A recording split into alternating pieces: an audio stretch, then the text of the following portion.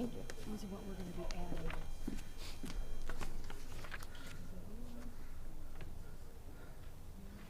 Everybody else is here? Mary's gonna sit by you. Okay, she can sit right here. I'll wait on her. She's coming in. Yeah, she had to take care of all her stuff. Give us a couple minutes. We will be starting. Please be patient.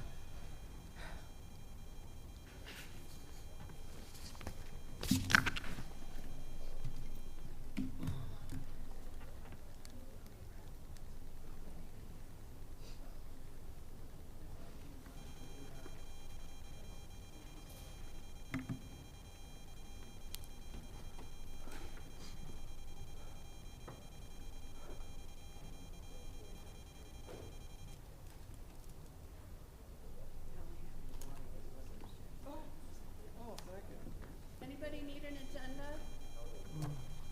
Pass them out. I put your one, you're gonna sit over here, right,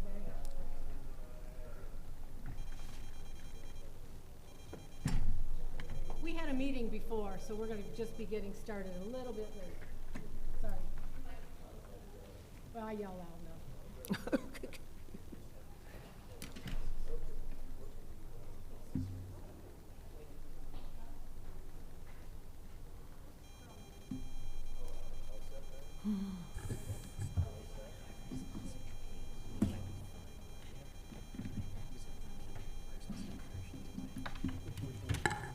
There we go. I've written everything out, so I'll be good.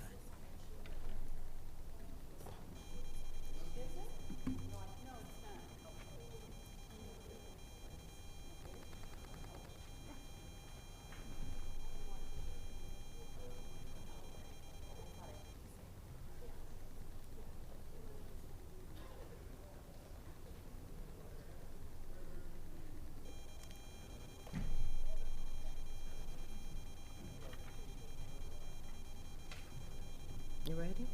Let me know when you're ready.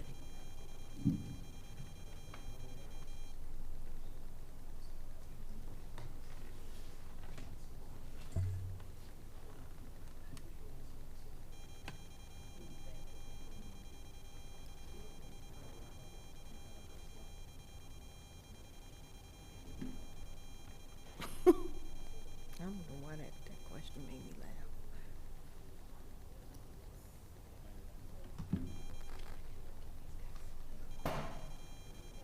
Give me 1 second, I gotta give these guys some info. Okay.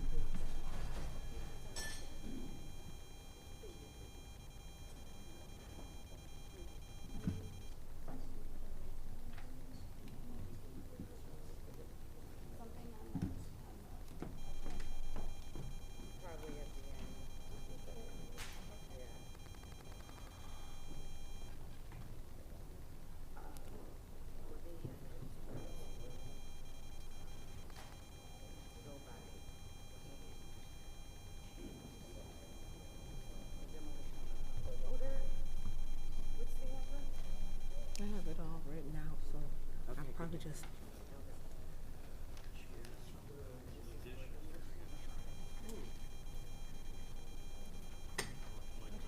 She want me to wait on. Yeah, I called them ahead of time and said I heard it was really warm yesterday Yeah, it was. for Monday's meeting.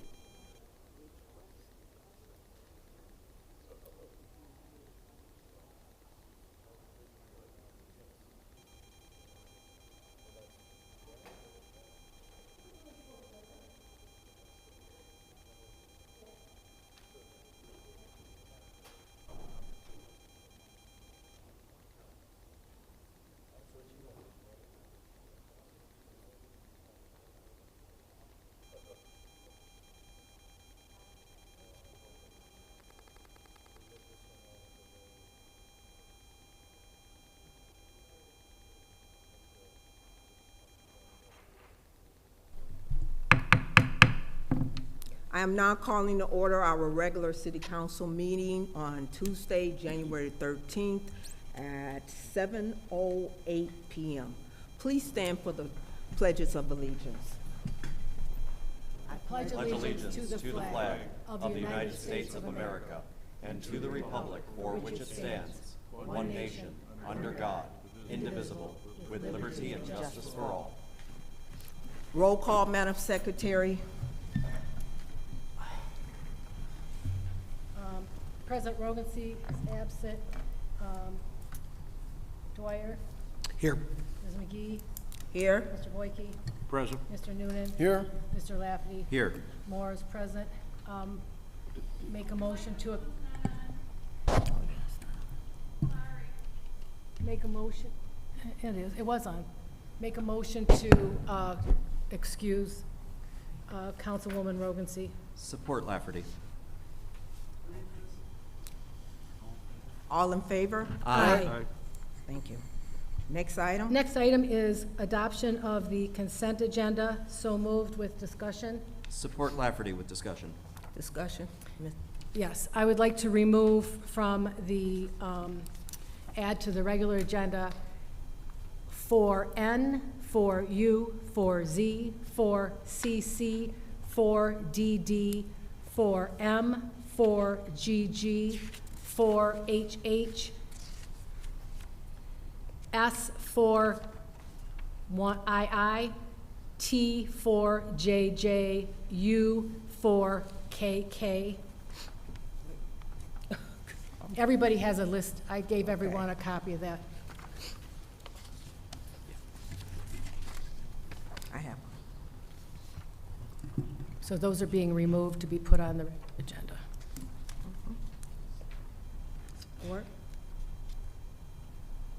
Without objection. Okay. Any other discussion? Madam Chair. Sure. Thank you. In regard to item 4LL, we have the notice of appointment for Penny Renee Pellegrini to the Parks and Recreation Commission. This item is not on the regular agenda, but I wanted to indicate and recognize Ms. Pellegrini. She's in the audience tonight and will introduce herself under audience and has an impeccable resume. She's not been appointed. She's on the list here. She's under the consent. Yep. She's,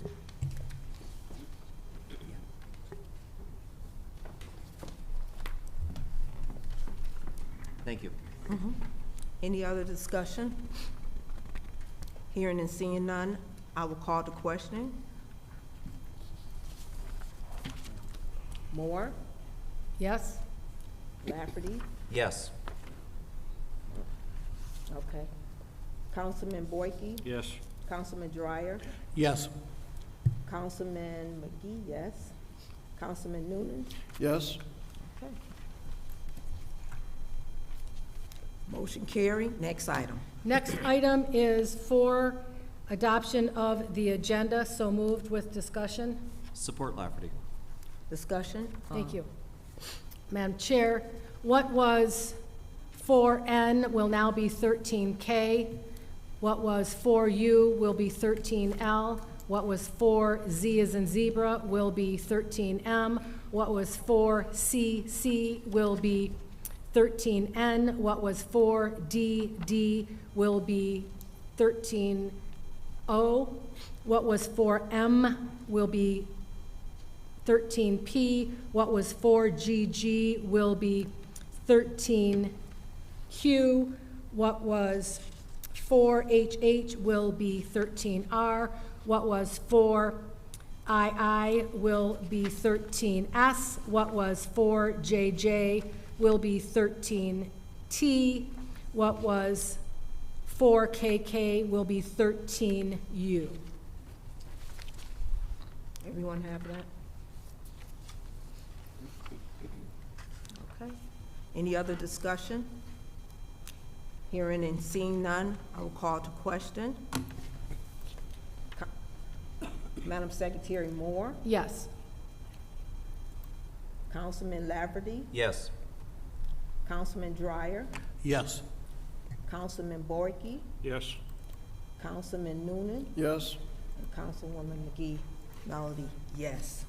Next item? Next item is calendar of pending matters, 6A, Motion to receive and file.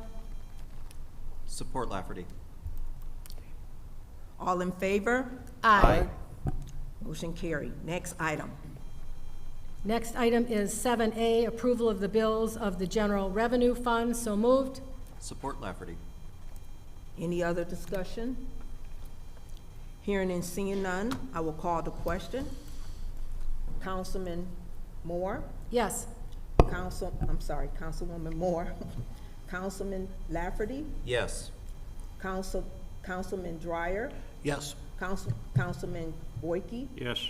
Councilman Newman? Yes. And Councilman McGee? Yes. Motion carried. Next item. Next item is 7B, approval of the bills of the water and sewer systems. So moved. Support Dwyer. Any other discussion? Hearing and seeing none, I will call to question.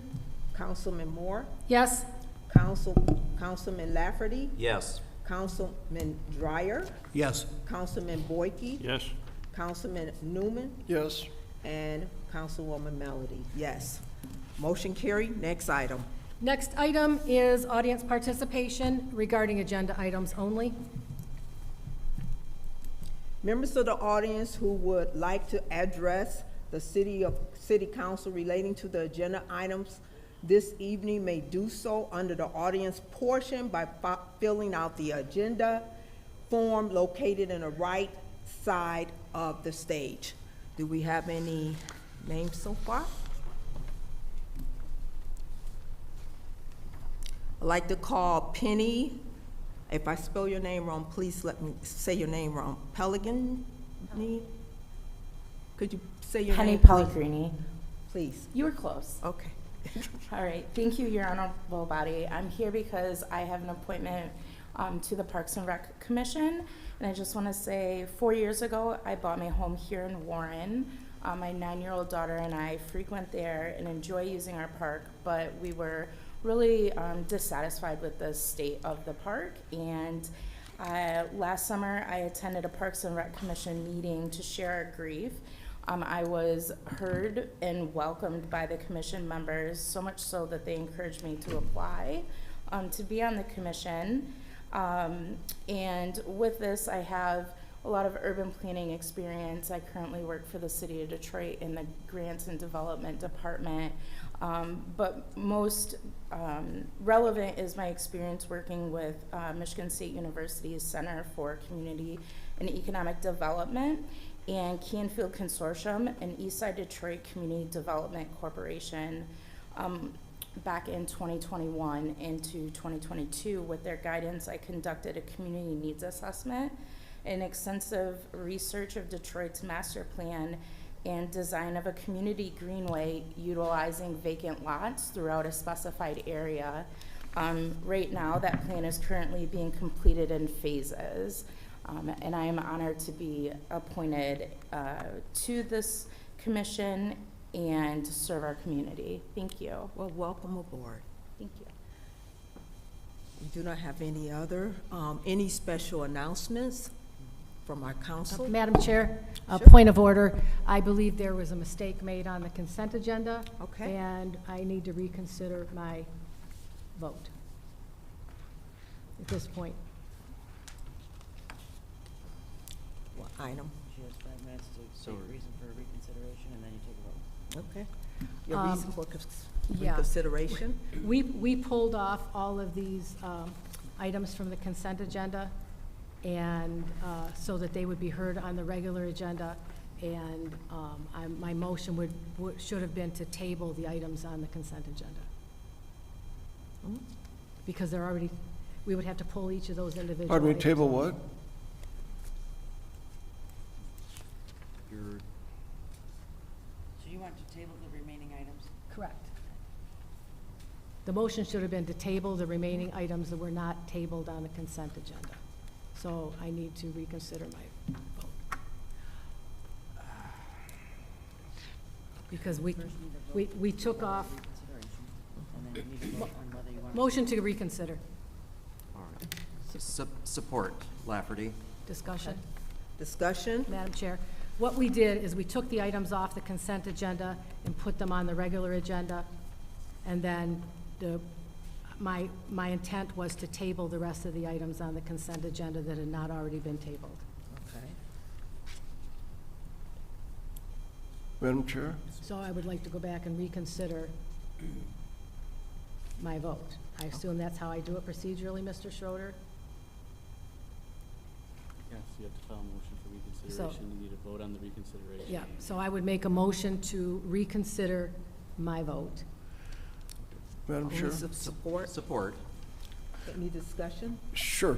Is the, what was 4R, the active mobility plan, being brought up for a vote or not being brought up for a vote? Not, Not being brought up for a vote? no, it was not put on the agenda. Ah, okay. Interesting. If this is being reconsidered, can I ask that 4R, the active mobility plan, be put on the agenda? Madam Chair, may I respond? I think the people here are not here to discuss that today because it wasn't going to be on the agenda. If you want to just bring it out and be done with it tonight, but I think you probably would, we want to have more discussion on it. It was. Okay, it all was- right, I'll yield. Yeah. Okay. Any, So, point of clarification, Madam Secretary. From 4A to 4N, those items are already tabled. Right, All right. and they remain So, tabled. you want to leave those on, we're leaving those on the table, just to clarify. Correct. And then the balance, 4O to 4MM, with the exception of the items that you pulled off, as previously stated, are on the regular agenda. Correct. All right. And I apologize, we came in here in such a rush that we were a little, So anything not moved to the main agenda either remains tabled or will be tabled. Okay. in this vote. The balance of the consent agenda. All right. So I'd support that, but I would like to move item 4LL, the Parks and Rec appointment, to the regular agenda then. To be able to approve her appointment, Support. Are you going to discuss the payments? Yes. Oh, so now that would be 13V 13B. before LL. And you would re-vote on her appointment to Parks and Rec. Yes. Okay. When do we get to that? Okay. Now we're just Right now, you're gonna call a question on the reconsideration. call the question on the reconsideration. Yes. yes? More, Lafferty? Councilman Lafferty? Yes. Okay. Councilman Dreyer? Yes. Councilman Boyke? Yes. Councilman Noonan? Yes. And Councilman Melody, myself, that is a yes.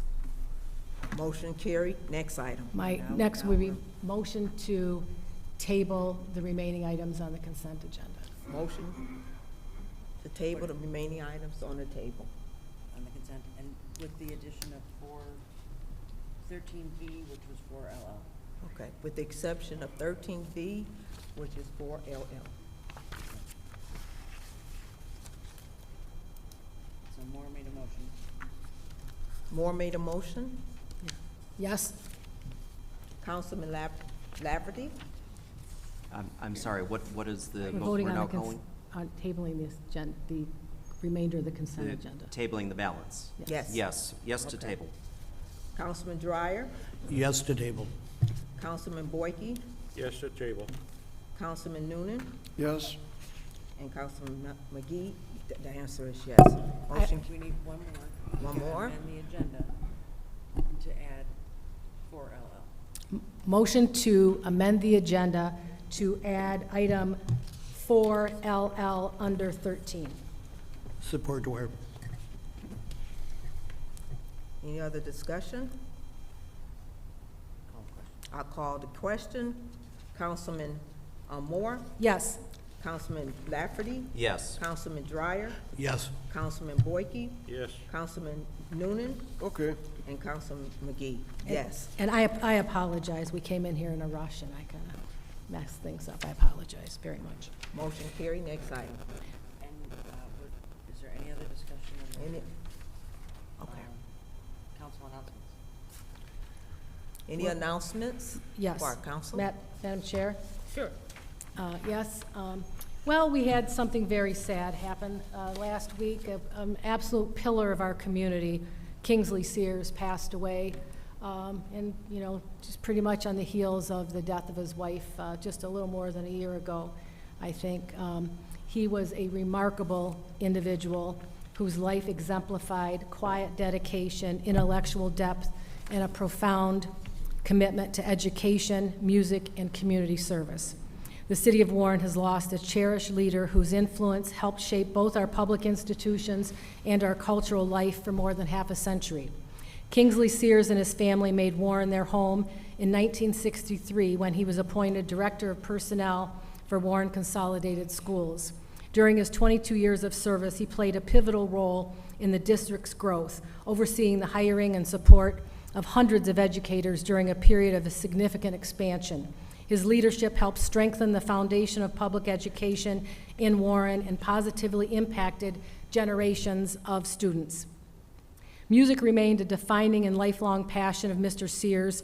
A gifted tuba player and devoted musician, he was a founding member of the Warren Concert Band, the Warren Chorus, and the Warren Symphony Orchestra. Beyond his performances, he enriched the cultural experience of countless residents through his insightful program notes, which deepened audiences' understanding and appreciation of the music presented. His service as choir director at Celtic Cross Presbyterian Church further reflected his ability to unite music, faith, and community in meaningful ways. Kingsley's dedication to music endured well into his 90s, marking more than 8 decades of musicianship, a testament to his passion, discipline, and desire to share the arts with others. In recognition of his lifelong service to education and the arts, the City of Warren proudly honored Kingsley Sears with a proclamation celebrating his 90th birthday, acknowledging a legacy that had already touched generations.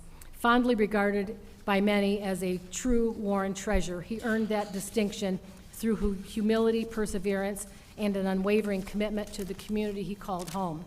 Kingsley Sears leaves behind an enduring legacy in Warren schools, its cultural institutions, its places of worship, and in the lives of all who had the privilege to know him. The Warren City Council extends its deepest condolences to his family, friends, and all who mourn his passing, and honors a life that quietly but profoundly enriched our city. I had the honor of having a lot of interaction with Mr. Sears. He was quite involved with the Warren Symphony, as I have been off and on for many years. He wrote the music notes or the monthly newsletter, and my son would put together the graphics, and we did the printing, so I got to know him pretty well, and my son. And I was on the Warren Consolidated School Board, and Mr. Sears was just an absolute treasure to all of us from the school district. He made such an impact in this community. We've lost some very, very important Warren treasures just in the last year and a half, and he joins a legacy of just some wonderful people, and it's really sad for me to see some of these people leave this world that have been so instrumental in the success of our city and friends to many of us. I certainly send our condolences to his family and everyone that knows him, his friends, and I've been involved in many of the organizations he's been involved in, and all of our lives were better knowing Kingsley. He was truly, truly a gentleman, so I'm going to miss him. So I would ask for a moment of silence unless somebody wants to say something else before that. Ask a moment of silence. Yes.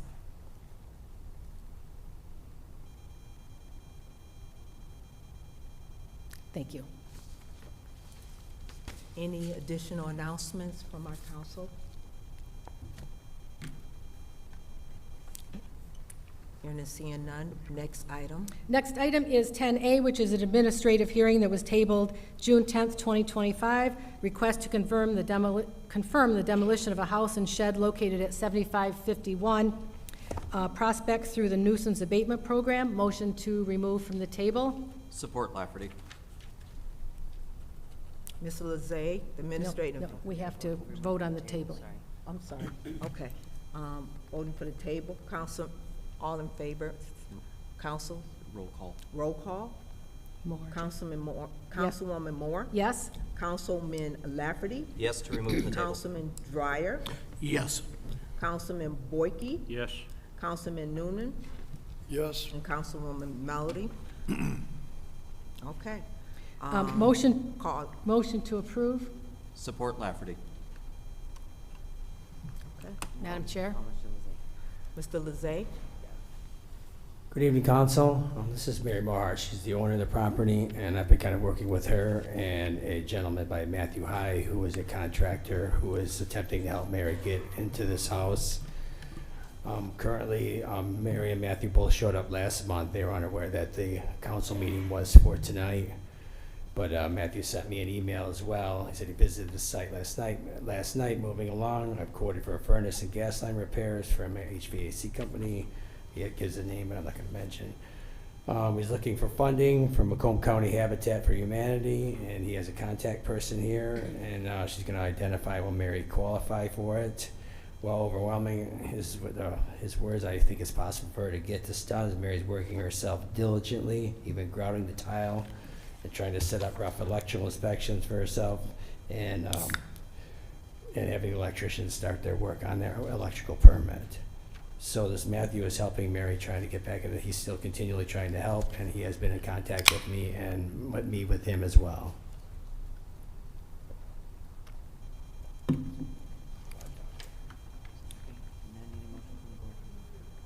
okay, we'll go, turn it over to discussion to the council. Madam Chair, Yes, thank you. We need a Motion to approve. motion to approve. Oh, I'm sorry, I thought we already did that. Support Lafferty with discussion. Thank Mr. you. Lafferty? Through the chair to Mr. Lezay. It sounds like we are asking for additional time then to allow the homeowner to make the necessary repairs. Do you have a time frame in mind?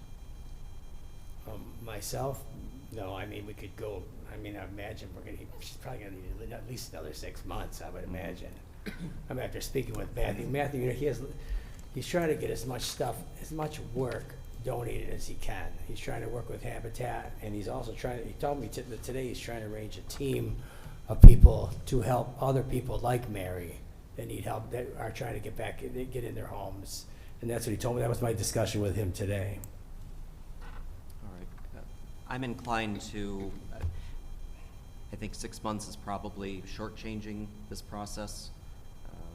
I've done a lot of do-it-yourself. I know construction process takes time, permitting. If council agrees, I will move to postpone this. I'll move to table this to date certain, Tuesday, September 22nd. Madam Chair, could I ask a question before we move on with the tabling? Of Madam course. Secretary? Mr. Lezay, is this home open to trespass or pose No. any problem in the neighborhood at all? No, the home is secure. Okay, Mary, you can speak at your house. It is secure, ma'am. okay, no problems with the yard or anything like that? Nothing leaking out of the house that's gonna go into the street or anything like that? Okay, thank you. Madam Chair? Councilman Dreyer?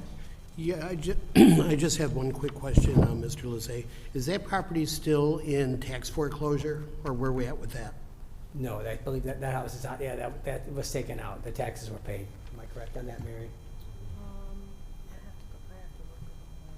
But it was taken out, it was not put on the list for foreclosure, for redemption.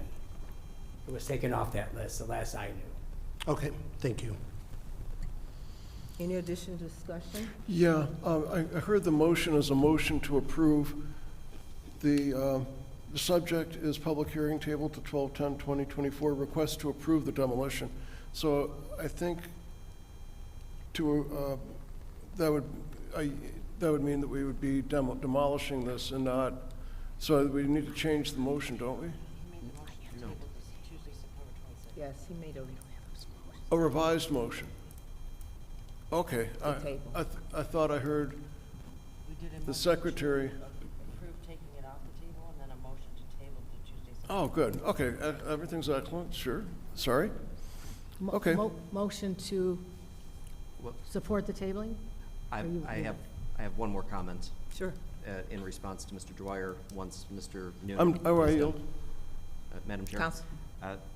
I looked up through BSNA, the House has the summer and winter taxes are presently due for 2025. So, and that's roughly in the amount of $1,785. So, if that's, Thank you, sir. yeah, we can table it. We just can't approve, we can't approve anything. So I will restate my motion to approve, date certain, September 22nd. I'm sorry, Motion table. motion to table to date certain, September 22nd, 2026, with the condition that all taxes are paid by that date. Get that, Mary. Motion table? Any? Support Dwyer.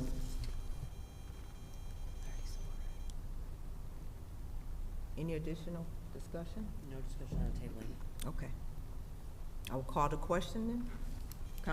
Councilwoman Moore, It's Lafferty. Yes, sir. Lafferty and then Councilman Lafferty, Yes to table. Councilman Dreyer, Yes to table. Councilwoman Moore, Yes, the Coun- table. Councilman Boyke. Yes. And Councilman Noonan, Yes? Councilman McGee, and that's a yes. Motion carried. Next item. Next item is 11. Thank you, Mr. Lezay. 11A, consideration and adoption of a resolution for approval of the continuation of Medicare Advantage prescription-only policy for retirees post. Mr. Quickly, that date was September 22nd, just to verify? Correct. Correct, thank you. Thank you. Post-65 retirees, Blue Cross Network Medicare Advantage policy, motion to approve with discussion. Support Lafferty. Madam Secretary? Thank you. Mr. Fox, did anyone want to come up and talk about this at all, or are we good to go? It's up to you.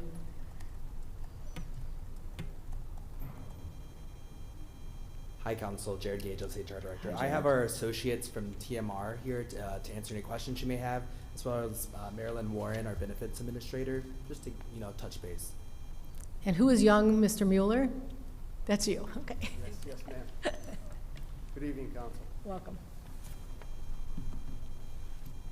Do you have any questions for us? Do you just want to explain what we're doing, please?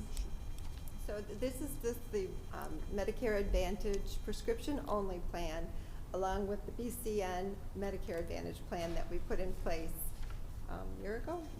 Yes. So it's just to get the rates approved for 2026. Okay, thank you very much. Thank you for being here, gentlemen. Appreciate it. Tell your dad I said hi. Will do. Thank you. Any further discussion? No. Hearing and seeing none, I will call the question. Councilman Moore, Yes. Council Lafferty, Yes. Councilman Dreyer, Yes. Councilman Boyke, Yes. Councilman Noonan, Yes? and Councilwoman Melody McGee, and that's a yes. Motion carried. Next item. Point of order, Madam Chair. Sure. Thank you. I would request my colleagues excuse me from item 11B. Okay. I work for Comerica Bank, and to avoid any conflict of interest, I request to be excused from this item. Support Dwyer. So motion made Dwyer. Motion made by Dwyer. Support? This is support. Is that Noonan? Support Noonan? Okay. All right, so call the question. Okay, call the question.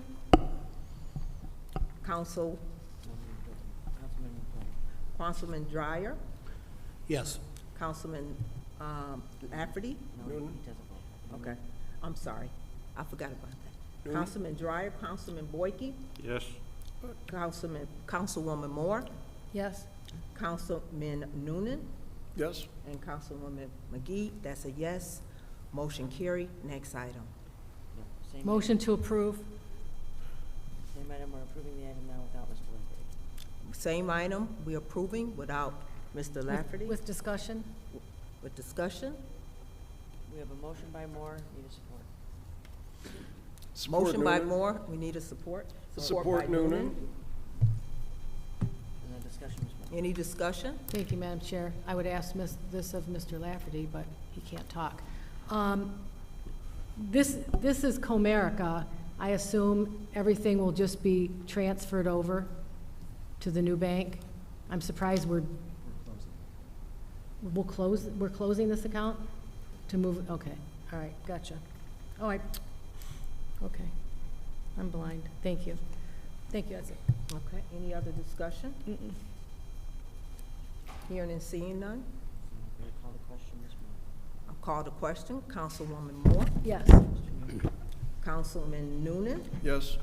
Councilman Boyke, Yes. Councilman Dreyer, Yes. and Councilwoman McGee, yes. Motion passed, carried. Next item. Next item, 10C, request to approve ambulance business license application for MedStar Incorporated.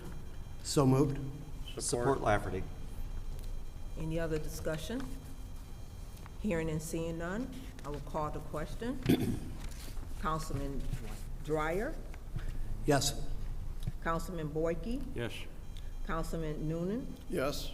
Councilman Lafferty, Yes. Councilman Moore's not here, Councilman McGee, yes. Motion carried. Next item. 11D, request to approve ambulance business license application for a Superior Air Ground Ambulance. So moved. Support. Any discussion? Hearing and seeing none, I will call the question. Councilman Dreyer, Yes. Councilman Boyke, Yes. Councilman Lafferty, Yes. Councilman Noonan, Yes. Councilwoman Moore, Yes. and Councilwoman McGee. That's a yes. Motion carried. Next item. Next item is 11D. Are we on, Mr.? Sorry. Request to approve ambulance business license application for Universal Macomb Ambulance Service, Inc. So moved. Support Lafferty. Support. Any other discussion? Hearing and seeing none, I will call the question. Councilwoman Moore, Yes. Councilman Lafferty, Yes. Councilman Dreyer, Yes. Councilman Boyke, Yes. Councilman Noonan, Yes. and Councilwoman McGee. That's a yes. Motion carried. Next item. Next item is 12A, legal update. Mr. Schroeder? Thank you, members of council. Following up from the last meeting, there was a subpoena served on the mayor's office for documents the council had been requesting for approximately 2.5 to 3 months. Today was the deadline for production of those documents. We did receive some items late in the day. Unfortunately, due to all the other things going on, including the closed session at 6:15, we haven't had a chance to review those. We will in the next few days, if not tomorrow, and report back to the council on whether or not this production is compliant with the subpoena request. We did receive a letter from the mayor late today, so that will be reviewed. In addition, on January 22nd, is that right, Ms. Camp, is the date of the joint meeting of the Zoning Board of Appeals and Planning Commission. Yes. I don't know if a location has been decided for that meeting. We're waiting for confirmation. Waiting on confirmation for the cafeteria. It's probably a first of its kind, at least in recent memory, that the Zoning Board of Appeals and Planning Commission will have a joint meeting to discuss various matters. I know that there's been an draft agenda prepared, and the zoning overlay district that's being proposed for the Patriot Place area of the city to be expanded to allow for the missing middle overlay district so that it can enable the development of vacant lots in the older part of the city for residential development.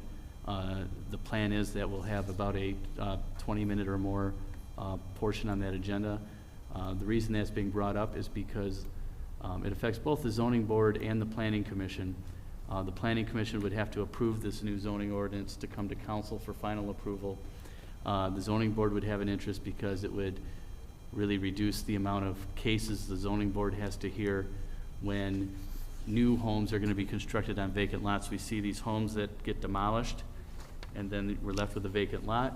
And then because the lot is so old and it was from a bygone era where zoning ordinances didn't exist, it's not buildable unless you get a bunch of variances, and that adds to the timeline and cost.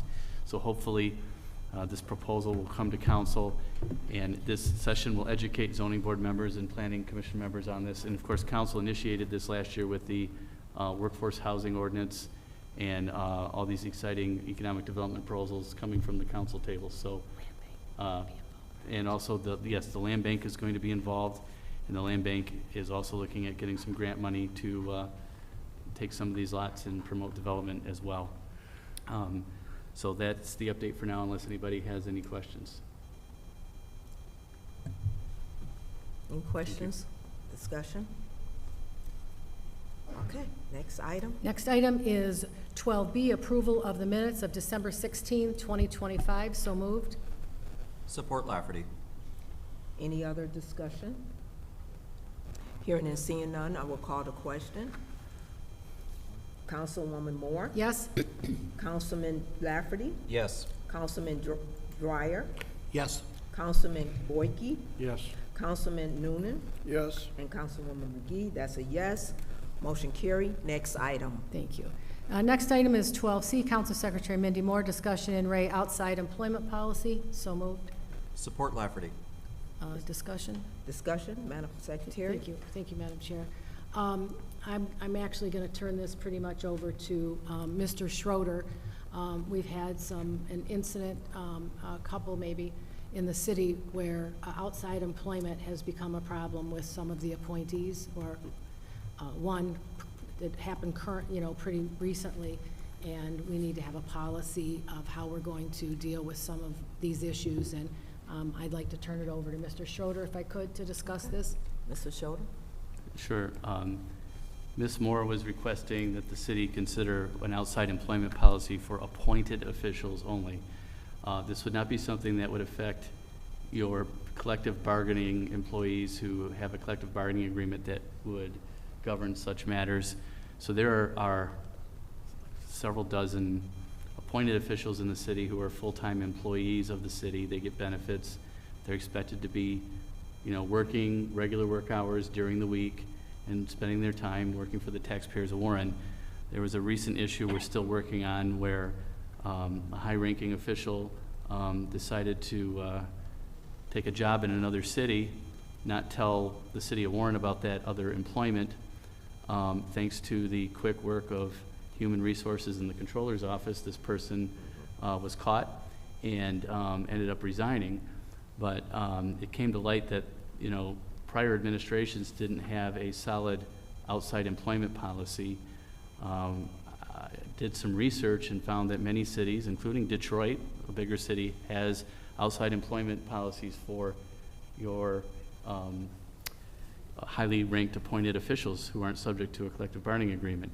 And I think the first thing is that the policy needs to address the fact that you can't be in two places at once. So if you're the full-time person for the city and you take that similar job in another city and you're working Monday or Tuesday there and coming here and you don't tell Warren, that's a big conflict, right? I mean, it may even border on, misuse of public funds. That's number one. Number two, you have to make sure that this employment doesn't conflict with your duties in the city. And number three, you have to make sure that it's not something that brings embarrassment to the city or disrepute to the city because of whatever type of work you're doing. Now, this is not intended to keep people from their hobbies or, legitimate evening and weekend work if you do something. But the idea would be there's disclosure of that, and number two, review of it to make sure there's not these conflicts. My thought was we're still working on this civil service ordinance reform, that we would fold it into the civil service ordinance, but we would just have a requirement in the ordinance that there be a policy addressing this, and we will let Human Resources work with the administration and they could adopt a policy from there rather than dictate all the terms of that, and we could provide some samples. But the idea would be to require that there be an outside employment policy. I spent 5.5 years working for the state of Michigan When I did such a thing, I had to sign a big document that I could not take outside employment without running it through everybody. Even if I wanted to teach a class at the community college, I had to go get permission. This is with the state of Michigan. Here we have people who have run off and taken jobs that are in absolute conflict with what they're doing, and there needs to be something to prevent that. There needs to be a notification and review system. Then there needs to be some penalties prescribed for those that feel that they can, take advantage that way. Madam President? Okay, good. So my motion would be that we refer this to whoever's handling the civil service rule-making update and have them come up and incorporate our wishes into that document. Or whatever Support with rule. discussion. Madam Chair? Okay. Mr. Schroeder, I read this memorandum to all department directors, deputies, and agency heads from the city of Detroit, and overall, it looked really excellent, like we could almost adopt it whole cloth.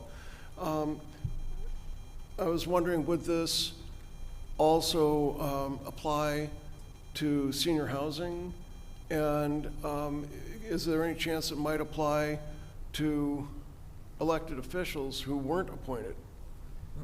I could answer that. I'll start with the easy one. Okay. It wouldn't really apply necessarily to elected officials. I think that that's a different situation, especially council members who are not full-time. So Sure. We could consider that when you're dealing with the duties of elected officials, it would probably have to be a charter provision rather than a policy for employees, because elected officials are officers of the city. Their duties and limitations on their powers are prescribed by the charter, so we would have to look to the charter for that. But respect to your other question, which is a little more difficult to answer. So, elected officials are people we can't really do that to, but the Senior Housing Commission, I think we can, and, I think this is a good opportunity maybe to say that I worked last year very diligently on a whole agreement for the senior housing. We've drafted some ordinance amendments to bring this up to date. Remember, the senior housing ordinance provision was from 1967.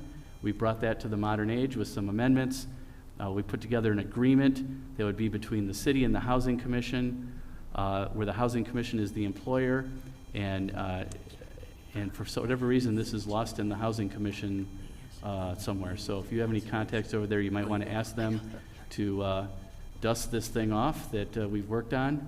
I've worked on with the attorney's office as well. Have them dust that thing off and send it back over so we can finalize that, and we could possibly incorporate some of the outside employment rules that you're talking about. Because what we did have in the initial draft of the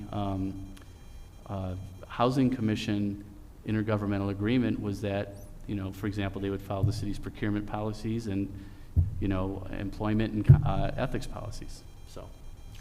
Yeah, I don't think I have any ability to get that to happen, but perhaps the city council can figure out some way to get that to happen. I yield. Madam Chair? Go ahead. Question for Mr. Schroeder. Don't know if you could address it with this, but can we have you work with the HR to do background checks that are at a higher level for appointees? Yeah. Not a cursory check, credit check and resume. Most of the positions are public trust. And they deal with money, they deal with contracts, and they gotta be held to a higher degree. And I don't know if we're doing that, but if we're not, we need to do it. So I don't know how you wanna address that to a charter amendment or ordinance, or if you could take care of that. I certainly can talk to the attorney's office, see what we're doing now in terms of background checks. I'm sure that they're able to do that. I know in the past, things didn't necessarily get done the right way. I know there's been a lot of changes happening in that office. So I'll check up on that and report back to you. Thank you. Madam Chair? You? Yield.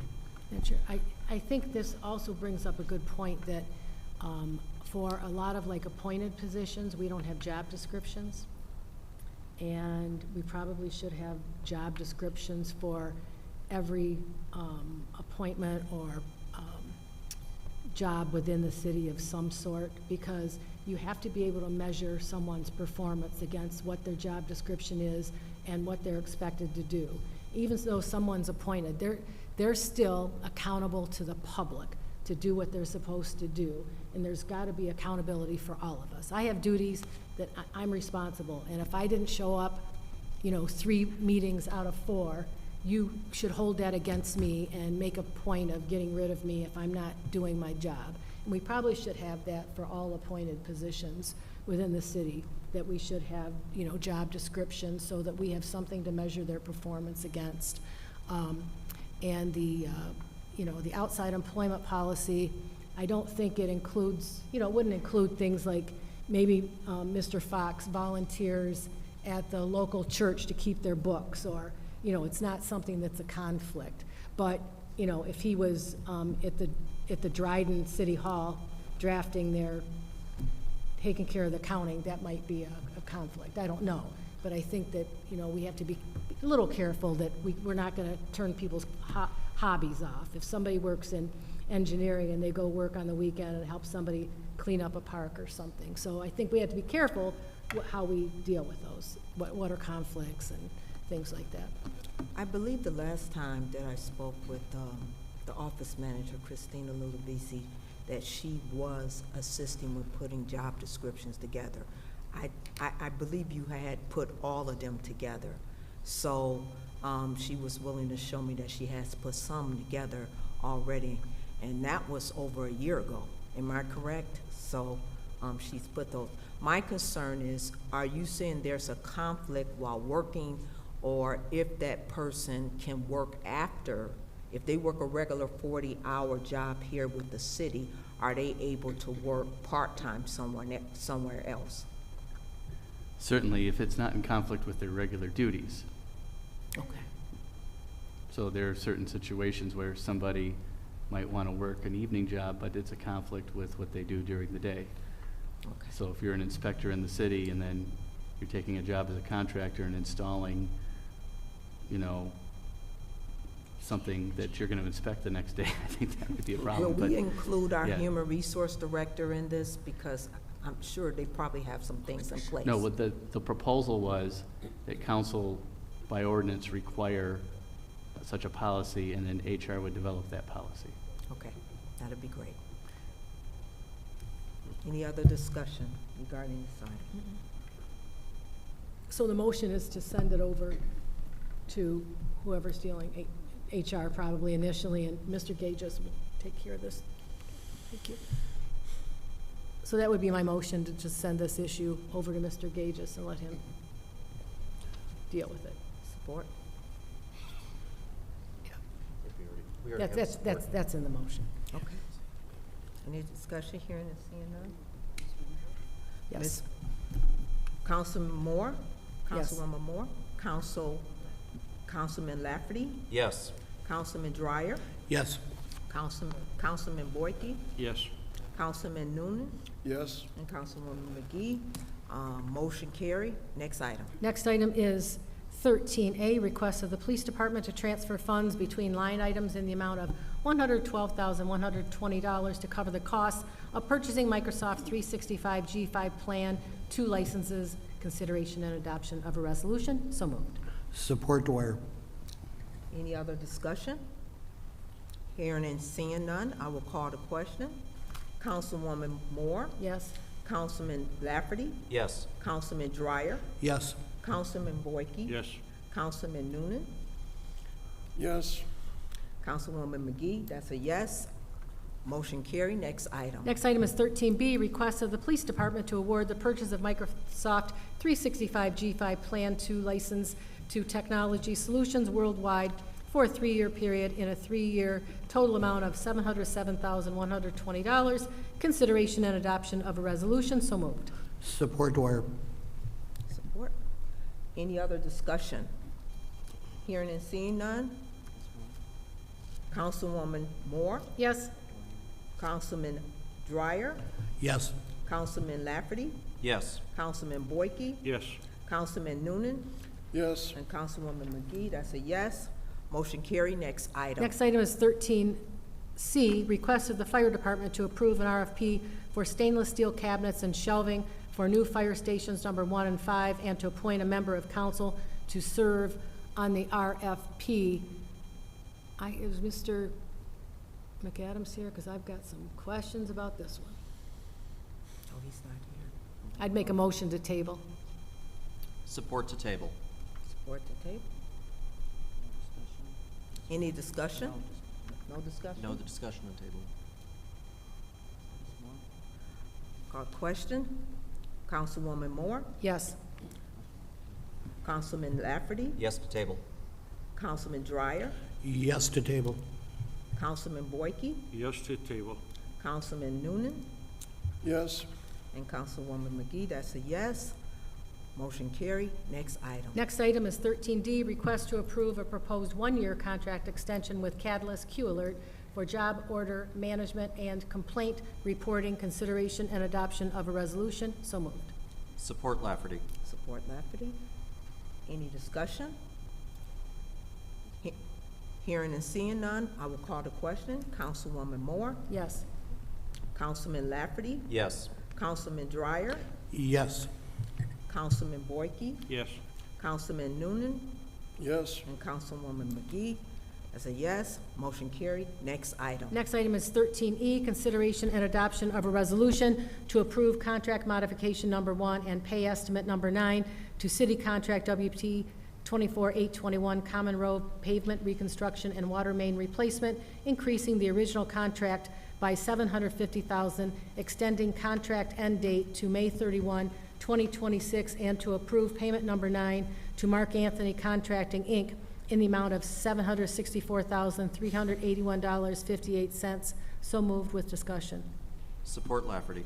Discussion. Madam Secretary? Yeah, you know, I'm noticing over and over again that apparently the bid process is certainly not working on road projects. This is a lot of money. We're adding things and, you know, they keep getting bigger and we don't always go out for bid for those contract modifications. So somebody bids and they could be $50,000 cheaper, but then we're giving them $500,000 more business and we don't know what that 500 more would have been. So I just want to make that comment that I think that, you know, we need to be very careful about who we're awarding work to, because we're all seeing there is some work that's much better than others. We've got a mess on, we know, 13 Mile and Chicago Road, that's just a mess. I don't know if they, you know, and everything we do, because we're so old, they find things underground that we don't expect. There's not a roadmap of everything under this city, so it does cause problems. So I think sometimes in this bidding that we should not put as much interest on how much the original bid is for, but the quality of the work and the history that we have with that contractor. Because we've approved some contracts with contractors because they were the lowest bidder, and I wouldn't let them do work at my own home, and it's certainly not on that scale. But I just think that's something we need to look at going forward, that we may want to change our criteria on how we bid out work. So that's just my comment. Madam I'm not going to, President. I certainly think we should pay the bill, but. Madam President? Yeah. I was wondering if Engineer Tina Gapshes might please step forward and help us to explain $750,000 addition to a contract of $6,010,704.79. Sure. What's going Good on there? evening. It seems excessive. Well, in the contract, in the packet, it shows a detailed breakdown, but I can give you a summary. 270,000 of this increase was due to adding a whole additional 300 feet of Flanders. That road was a Paisley rated 1, it failed. And so I had unit prices and it was right next to Common, so I thought it was a good idea to add it onto this contract. Also, we encountered some additional subgrade undercuts, the road. So we take soil borings every 300-400 feet. but in between, we don't really know, so we take a good guess, and when we bid this out, and there were additional, subgrade undercuts needed, that was about 150. 200,000 was, gate valves on side streets that were failing while we were putting in the new water main. So, to, the secretary's, point, yeah, they did go over, but there's unit prices for everything, so we're getting additional work for it, so it's not, it's not, I guess what I'm saying is, it's all accounted for, the pricing for everything that we went over. So if it had been any other contractor, they would have experienced the same problems, and Of the same course. efficiencies would have been requested. Of course, yes. Okay, well, I feel a lot better voting yes for this. I And don't- typically, yeah. I like to come ahead, as soon as I find out that we're gonna add like a whole road. But they're removing pavement, and I don't have time to go, wait for city council to approve, so I just go ahead and make that decision, because I was gonna do Flanders anyways. That was a road that was gonna be on my list, so. Okay, That's troubling. thank That's you. very Madam troubling. Chair? Madam Chair? I'm sorry, Councilman Boyke? Just a follow-up question. The bids go out for Common Road. and Yes. It was only for Common Road. Right, Is it common to spin off that and do other jobs? yes, we've done that, yes. Or many would it, times. you know- Because Flanders is right on the south side of Common Road, it's right attached to it, so Wouldn't it that be made another sense to do job it. description, or, brought to us?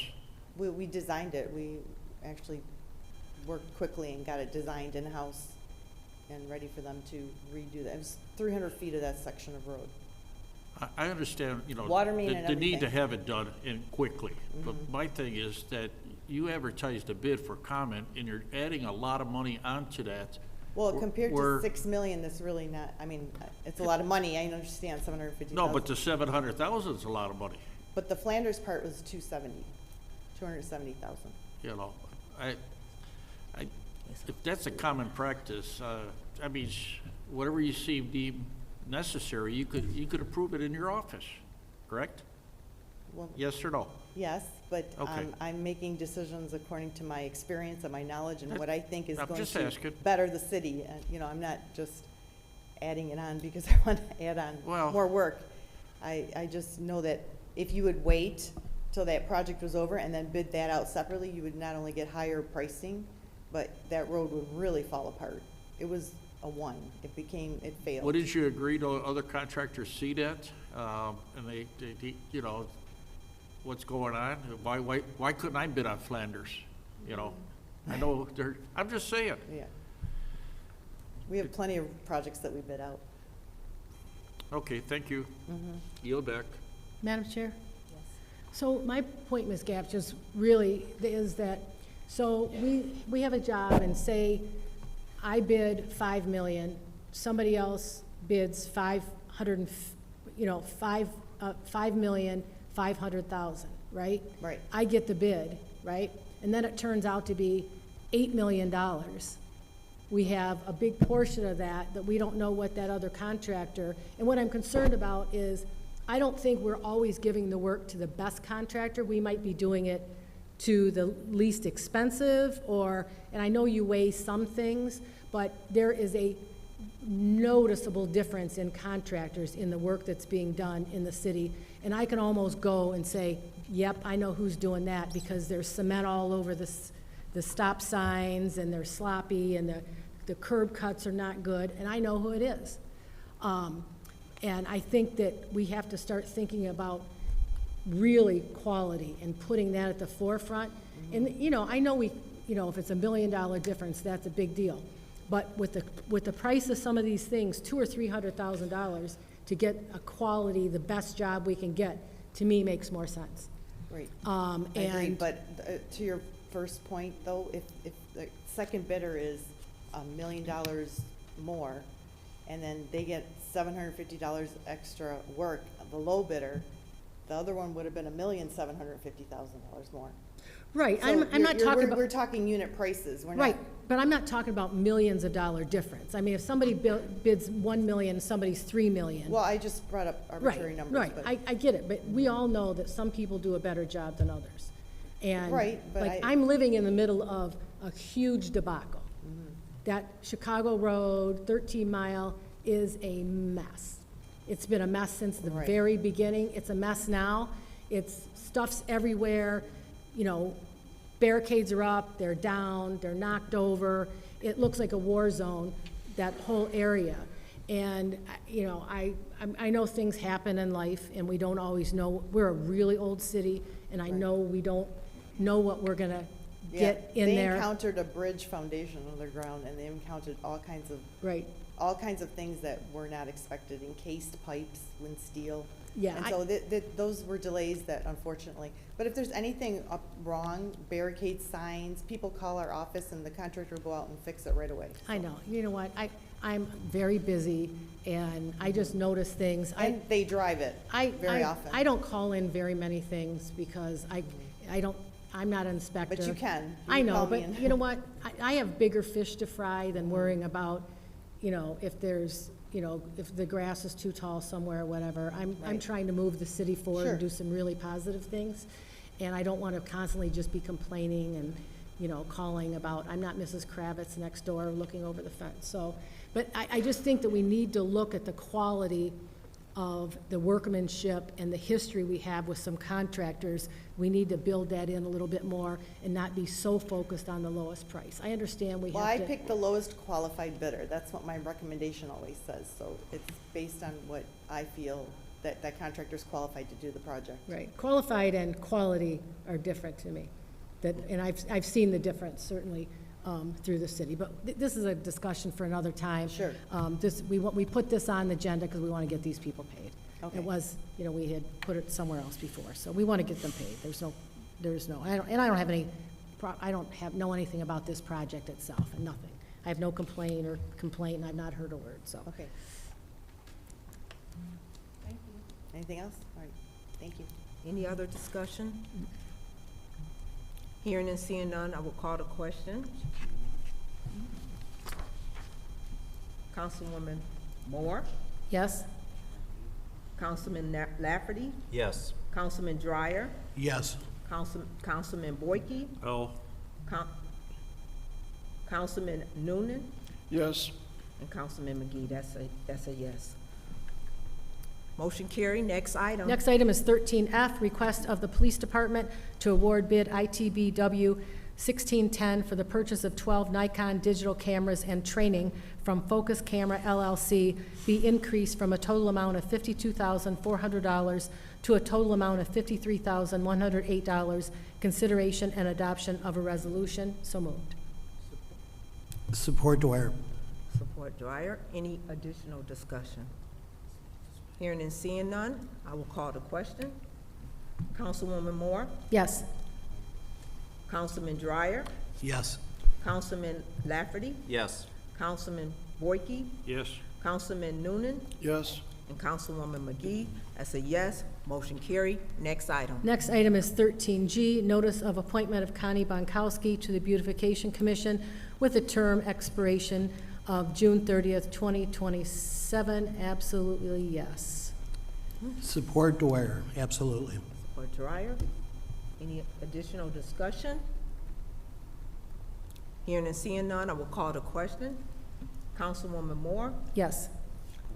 Councilman Dreyer, Yes. Councilman Lafferty, Yes. Councilman Boyke, Yes. Councilman Noonan, Yes. and Councilwoman McGee. That's a yes. Motion carried. Next item. Next item is 13H, notice of appointment of Maria McCarville as Library Director. Any discussion?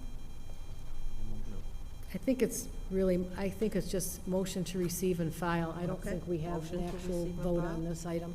Is it motion to receive? Yes. Do I vote each? Motion to receive and file. Minnie made the motion. Any support? Any support? Support. Okay. And then you just say All in favor? Aye. Aye. all opposed. No opposed?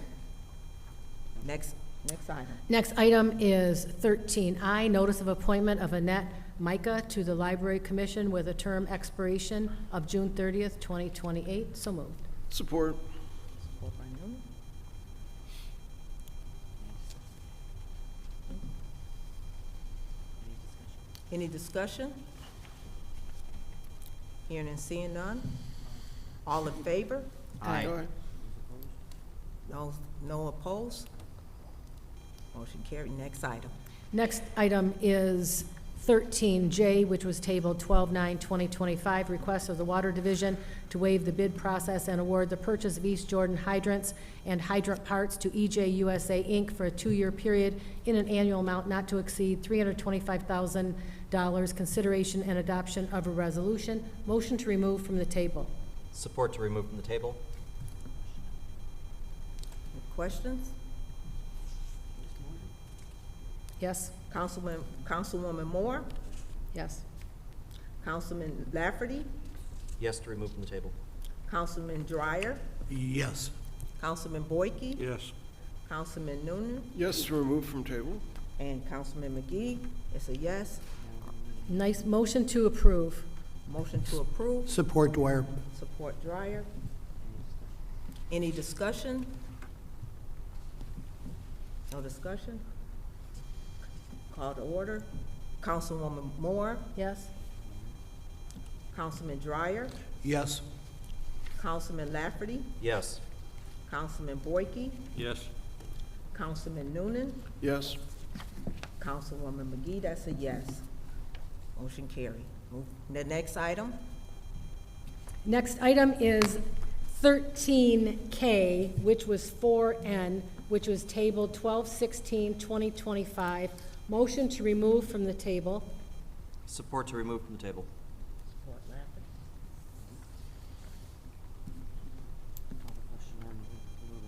Call the question on removing. Councilwoman Moore? Yes. Councilman Lafferty? Yes. Councilman Dreyer? Yes. Councilman Boyke? Yes. Councilman Noonan? Yes. And Councilwoman McGee, that's a yes. Has been removed. Next Motion, item. motion to approve. Motion to approve. Support Lafferty with discussion. Support Lafferty. Go ahead, Mr. Councilman. Thank you, Madam Chair. Through the chair to Ms. Michaels, please.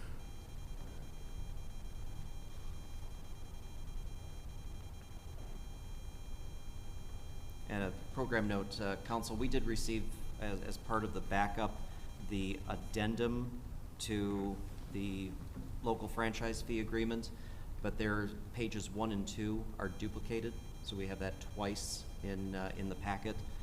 I did validate it. It's the same information. It's just a minor error there. Good evening, Ms. Michaels. Good evening, Councilman. The question I have, and I was looking at the net position report in the city budget, and we're projected to continue a decline in cable franchise fees. So from 2017, we had an estimated income revenue of $2.26 million. Last year, fiscal year end, we had $1.49 million. It's a difference of $750,000. These franchise fees have nowhere to go but down. And my concern is, with the addendum here that is being proposed, adding the PEG fee, and that's the public education and government fee, and it's being passed on to subscribers. So where a diminished subscription base is then being placed, that burden is being placed upon the remaining subscribers for that particular service. I'm not certain I'm understanding it correctly, and I'd like you to clarify. Are we permitting, if we were to adopt this tonight, are we permitting as a council the ability for WOW to pass that PEG fee on to their subscribers as a pass-through? Madam Chair, may I? Yes.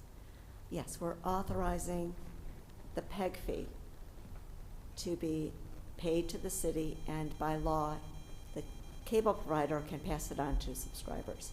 That's directly in the statute, both federal and state. Okay, so. Comcast does the same. It's a 0.5 fee for Comcast, but it could be increased to 1% for the remainder of the term, but 2% is by law the standard. So yes, that fee will be most likely passed on to subscribers. We're not requiring it, but it does allow the cable provider to do that. I'm sorry, can you repeat that last sentence? It allows the cable provider to pass it on to subscribers. So, but you're saying that the state and federal statute permit them to do so, but they require our authorization as the final leg of the agreement to do so. If we say no, they're not allowed to do that. That is correct. Then we would not receive the 2% revenue, the 2% PEG fee. Okay. However, if I may? Yes, please. We're not allowed by the current state law to negotiate any in-kind contribution. Cities were in the driver's seat ages ago. That has changed. The legal framework has changed. Now we can award a franchise, grant a franchise according to a state-prescribed form. We don't have the discretion. So it's because we're giving the right-of-way, we're allowing them to use the right-of-way. They used to be able to support cable services in maybe through cameras, a studio. Comcast used to give us a studio, a truck. We don't get that anymore. We're not allowed to. Okay. But by the addendum, they will continue to maintain their fiber in the right-of-ways for the duration of the agreement. It doesn't say that it's tied to the PEG fee. So where I'm getting at is if we were to say we don't agree with passing this fee on to subscribers that are already overburdened with a hefty monthly fee for those who haven't cut the cord, if we take that away, are they in a position to remove public educational and government services as part of this agreement? They would still have to provide the channels. But there wouldn't be any in-kind support. You just The said that. fee is in lieu of in-kind support. Understood, but we're already not getting that in-kind support today. For Wide Open West, no. They made a very large payment to us in 2001 in lieu of charging 1% to subscribers. They weren't willing to do that this time. All right. For AT&T and Xfinity Comcast, we have not seen a similar franchise agreement come through.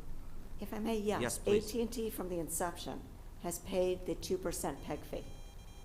All right, so this would be consistent with the other agreements? Correct. Comcast pays a lower fee because back when we renegotiated in 2016, 2017, we did not want the PEG fee at the time. We wanted to negotiate more of an in-kind contribution. And we had the iNet. Comcast was providing the iNet at the time, building it out at cost. It was free and then charged just cost, no markup. We reached an impasse and we ended up being taken to the city of Lansing before the Michigan Public Service Commission? the commission, yes, and I can't think of the board that actually negotiates. It was an informal dispute. But the result of that was we would receive 2 extra years of free iNet service. And in exchange, they would pay a 0.5% PEG fee, not the 2%, 0.5. And once they no longer provided the free iNet service, we could increase it to 1%. We haven't done that yet, but we could. Because they just recently discontinued the free iNet. We just reached an agreement with them.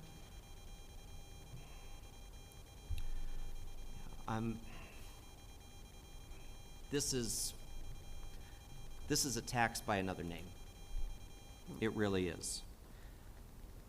I'm torn, though, looking at consistency. That's why I asked about Comcast, Xfinity, and AT&T. They have similar agreements, and why would we not be consistent in the application of our agreements with WOW at the very same time? If I may, Comcast, WOW has not provided us with an INET, with an institutional network. Comcast built out to 12 buildings, then 24 buildings for free. WOW has not done that. And I understand it was a small company. We wanted competitive service. It is a much smaller company. They have not been able to provide in kind. Comcast did up until recently. So it's maybe apples to oranges, but it is comparable. We had to prove to the commission, the Public Service Commission, that there was in-kind given that equated to the 2%. Because AT&T always had and now pays 2%. I think it's called DirecTV now. So with Comcast, it was a combination of in-kind plus the 0.5%, which could be increased to 1%. And council did approve the agreement in the entirety. It wasn't done just before the commission. All right. And we've got, you said 0.5 would be the introductory rate? Is that what we're looking at, 0.5%? With the Wide Open West, it would be 2%.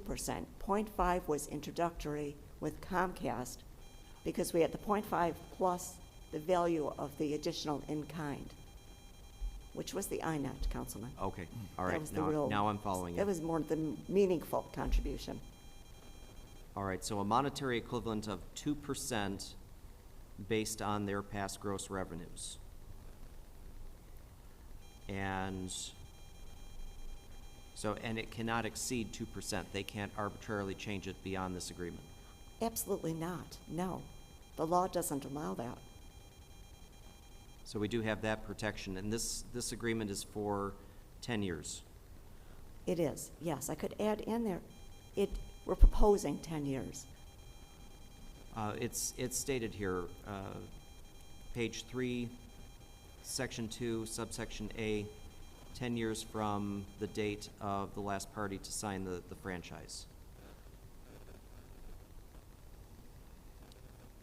So is that the franchise agreement that is referring to, or this addendum? The addendum's the agreement, and the addendum's part of the agreement. It's 10 years. Okay. And that's what we're proposing. 10 years is the standard by state law.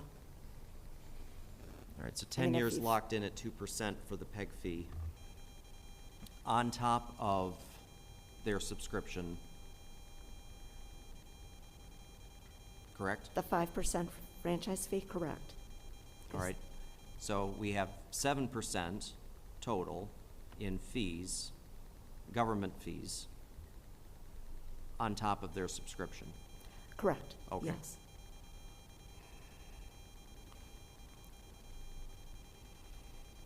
All right, I will, thank you for answering all of my questions. I appreciate that. I'm going to yield Madam Chair. to my colleagues. Ms. Michaels, we talked about this in detail about a year ago. It was mentioned that there was a court case going on about streaming and how it's going to be billed to the franchises. Has anything happened with that in the state? There was a bill that would work in our favor so that streaming would become part of franchise fees or gross revenue. That has since died in committee, and it's been replaced by a new bill, which takes it to the opposite extreme, so it would not be a part of the gross revenue. But nothing's passed. It hasn't passed yet. Okay. I'm hoping for a similar simmer. I'm inclined to agree with Councilman Lafferty. This is another tax. Any way you look at it, it's passed on to the residents. My fear, I know it's a 10-year contract, but it opens the door to all the other franchises, vendors to come in and rework theirs. Also, you said they can't change it, but the city could always change it. Couldn't we increase it, you said 1%? All right, Comcast. Comcast could be increased from 0.5 to 1%. Okay. That's with the current contract. Obviously, in Well, 2016, didn't that you would say with change. WOW, it's, being that it's 0.5% or whatever it is, that the city could have went more, but you didn't want it, We could not have increased beyond that 2%. okay. And I could actually put it in there so that that agreement can't be changed in years to come. Well, but again, like I said, it might be apple and oranges to them, but not to the resident that has to pay the bill. And I'm very concerned about that. Everything keeps going up, DTE, I bring that up all the time, and I'm not inclined to go along with this, but I'll yield back and Any other discussion? Madam Chair? Sure. Two last questions, because if I say one, I always inevitably have a follow-up. So, if we were to suggest that WOW cannot pass this through to their customers, what are the next steps? What's the likelihood of what will happen next? Likelihood is we won't receive 2% of gross revenues. Understood. That's one scenario, one extreme.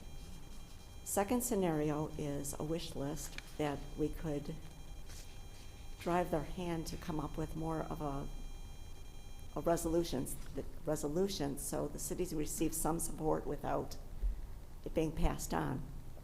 I've tried to negotiate, a lump sum like we did back in 2001, and the very best ad nauseum that I could do is $25,000. And that was a stretch to WOW, because they cannot, like Comcast or AT&T, pass it on to subscribers. But, I could, if council does not want to adopt this with the 2%, I could try and force the hand of WOW to do something differently. All I could tell you is I've tried hard up to this point. I'd certainly like to understand what the alternatives are other than raising costs to subscribers. And certainly if I may, my other question, Madam Chair, Sure. through the chair to Mr. Fox. The revenues we projected in the budget were $1.6 million for franchise revenue. Did our numbers include the PEG fee revenue? Did we anticipate this specifically for WOW? Richard Fox, City Controller. Good evening, Council. Good evening. No, we did not at this point, not for the budget that we adopted.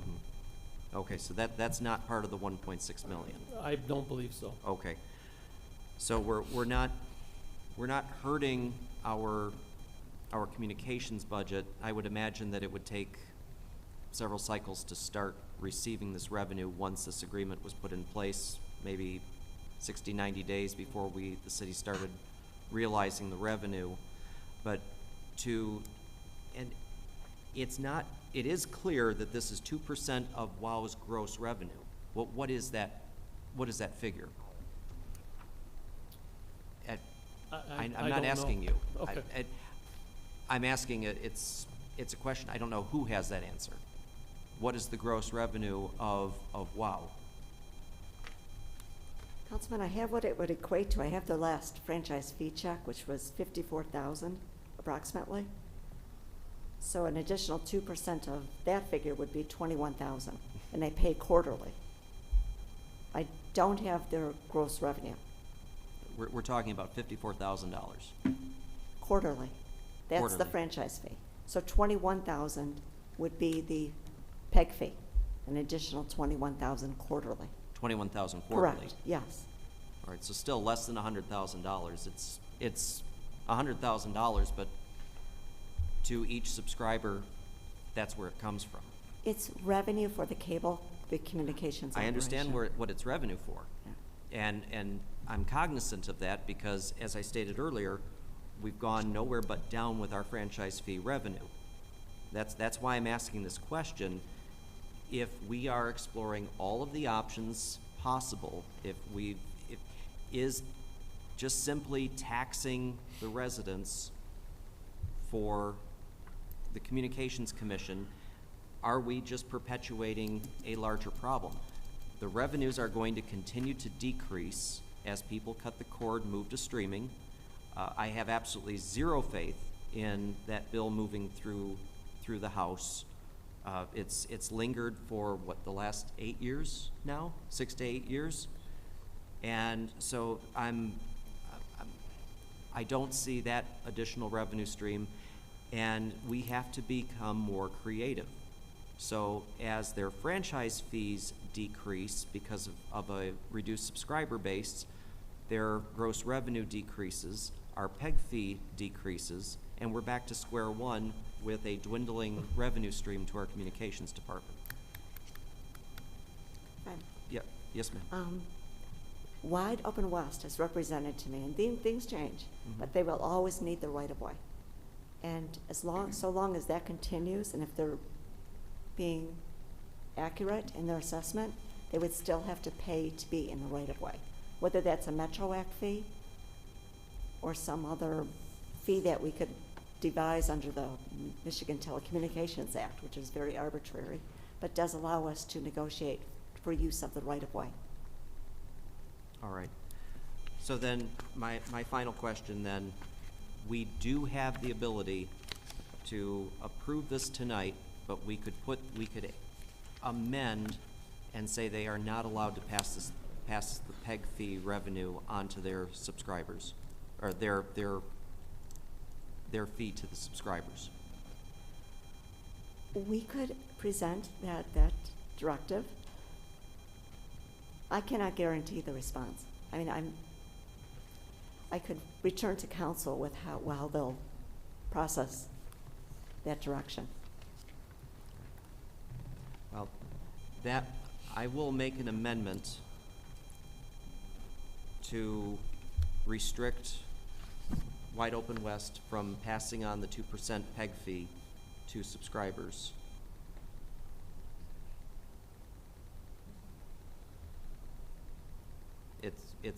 I'm making a motion to amend the main motion. I'll support that. And I'll yield the floor for discussion. Any discussion?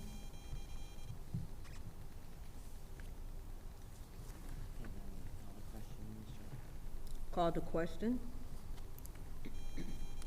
Councilman Lafferty? Yes, as amended. Okay. Councilman Boyke? Yes, as amended. Councilman Dreyer? Yes, as amended. Councilwoman Moore? No. That's a no. And Councilman Noonan? No. That's a no. No. Councilwoman Melody McGee? That's a no. Motion fails and we tie. Motion fails. It's a tie. That means it'll return to the next agenda. It will return on the next agenda. Okay. Next item. Next item is 13L, what was 4U, proposed resolution approving the Metro Act telecommunications right-of-way permit for Easy Fiber Texas LLC to install high-speed fiber, consideration and adoption of a resolution. So moved. Support Lafferty. Any discussion? Hearing and seeing none. Councilwoman Moore? Yes? Councilman Lafferty? Yes. Councilman Dreyer? Yes. Councilman Borky? Yes. Councilman Noonan? Yes. And Councilwoman McGee, that's a yes. Motion carried. Next item. Next item is 13M, what was 4Z, request of the Information Systems Department to award the purchase of a three-year license and service contract for the VMware server virtualization platform for GovConnection, Inc. for a total 3-year cost of $60,211.20, consideration and adoption of a resolution. My motion includes a no reconsideration period. Support Lafferty. Support by Lafferty. Any discussion? Hearing and seeing none, call the question. Councilwoman Moore? Yes. Councilman Lafferty? Yes. Councilman Dwyer? Yes. Councilman Boyke? Yes. Councilman Noonan? Yes. And Councilwoman McGee, that's a yes. Motion carried. Next item. Next item is N, what was for CC, request of the Parks and Recreation Department to authorize the purchase and installation of a new play structure for Howmich Park from Game Time in the total amount of $810,150. Consideration and adoption of a resolution. So moved with discussion. Support Dwyer. Support Dryer. Discussion, Discussion. Madam Secretary? Jason, would you like to come up and explain what Discussion. we're doing?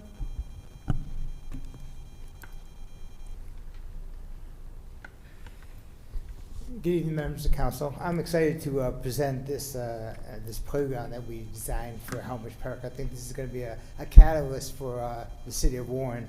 This playground that we designed is fully ADA compliant in every aspect of the terms.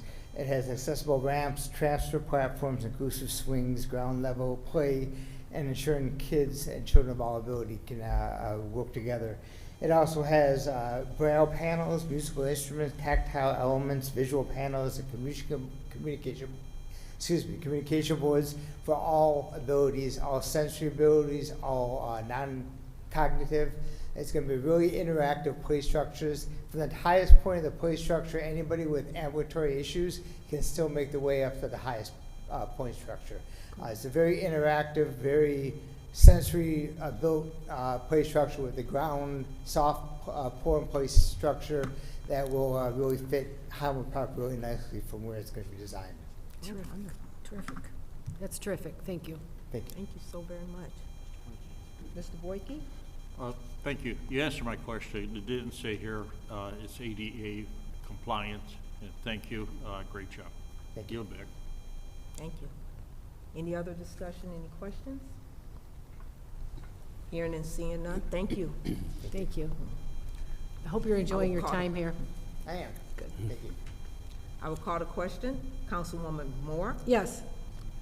Councilman Dwyer? Yes.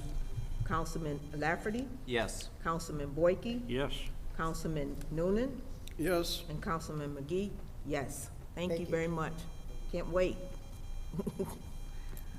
Next item? Next item is 13O, which was 4DD, request of the Sanitation Division to purchase bar carts and lids through Sourcewell Cooperative Contract number 120324 CEI from Cascade Engineering, Inc., in the amount of $41,210. Consideration and adoption of a resolution.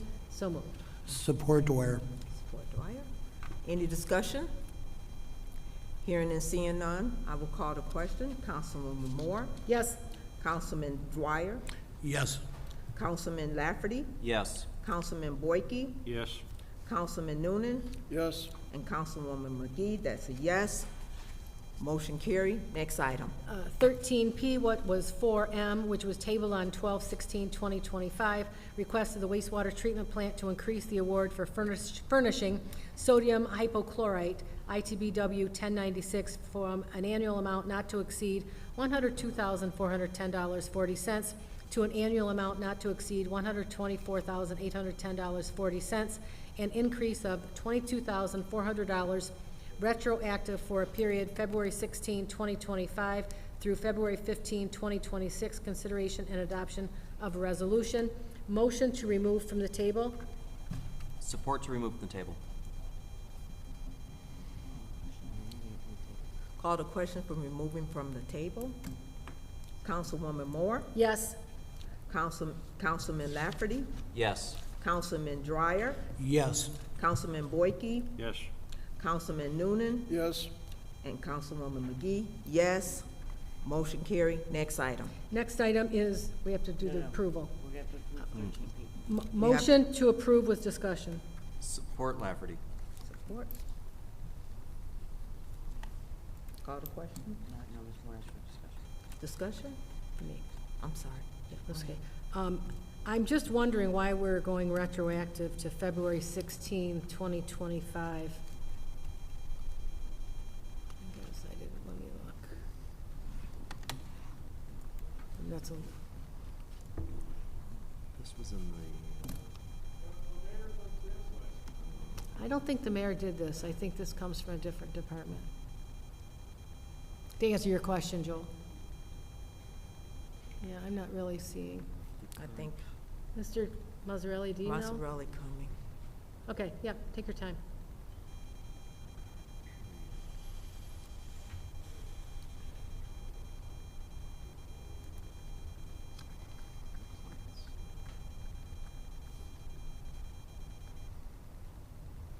Good Hello. evening, council. Good evening.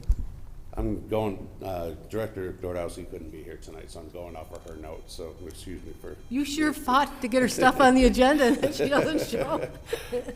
She does a fantastic job. I'll I know give her she does. every chance I get. She absolutely does a great job, no question, no question. Going by what her notes say, it looks like this contract was a year, so we're just adding money to the already existing funds, so that's why. I think that just the terminology and how it was written is Okay. just a little wonky. Okay. We're adding money to the funds that already exist. Okay. I mean, it's not very much money, I'm not gonna lose my mind over it, I get it. Thank you for trying to explain to me. Appreciate it. Okay, calling to question, any discussions before I call into question? Calling to question, Councilwoman Moore, Yes. Councilman Lafferty, Yes. Councilman Dreyer, Yes. Councilman Boyke, Yes. Councilman Noonan, Yes. Councilwoman McGee, that's a yes. We are ready to move to the next one. Madam Chair, I got a motion that the contract began on the February date, thus the dates coincide with the contract. Yeah, somebody real smart sent me a text. Sorry.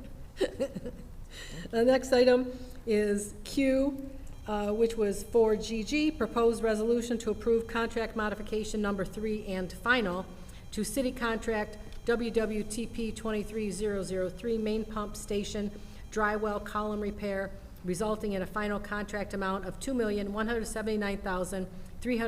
$2,179,387.50, and to release interest on retainage. Consideration and adoption of a resolution. So moved.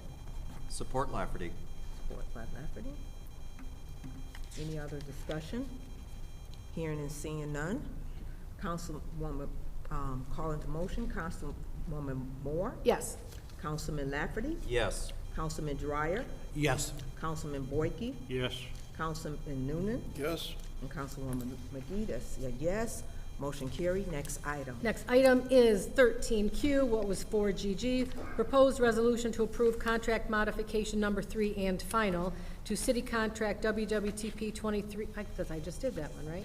Sorry, I apologize. Yes, R, 4HH, request of the wastewater treatment plant to award bid ITBW 1705 for furnishing roof maintenance and repair services to Shana Roofing and Sheet Metal Company, Inc., for a 2-year period in an amount not to exceed $52,696.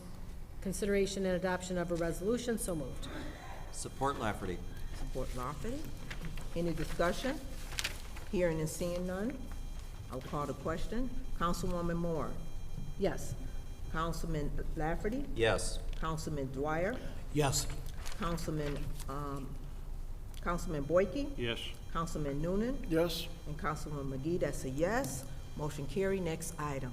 Next item is S, which was a 4II, request of the wastewater treatment plant to award bid ITBW 1704 for furnishing laboratory analysis on dewatered sludge to Microbac Labs for a 1-year period in an annual amount not to exceed $35,676. Consideration and adoption of a resolution. So moved. Support Lafferty. Support Lafferty. Any discussion? Hearing and seeing none, call each to question. Councilwoman Moore, Yes.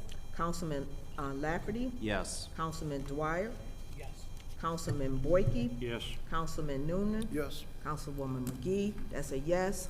Motion carried. Next item. Next item is 13T, What was 4JJ, request of the wastewater treatment plant to extend and increase bid ITBW 0574 for the hauling of ash, grit, and filter press cake for the third and final one-year period to DHT Transport LLC in an amount not to exceed $96,157.17. Consideration and adoption of a resolution. So moved. Support Lafferty. Support Lafferty. Any discussion? Hearing and seeing none, call the question. Councilwoman Moore? Yes. Councilman Lafferty? Yes. Councilman Dwyer? Yes. Councilman Boyke? Yes. Councilman Noonan? Yes. And Councilwoman McGee, that's a yes.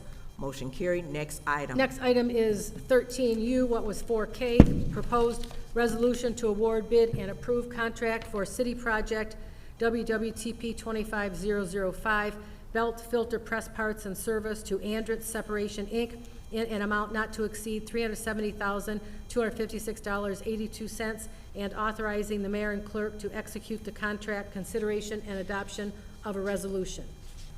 Support Lafferty. Any discussion?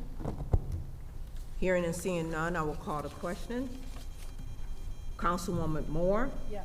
Councilman Lafferty? Yes. Councilman Dwyer? Yes. Councilman Boyke? Yes. Councilman Noonan? Yes. Councilwoman McGee, that's a yes. Motion carried. Next item. 1 second.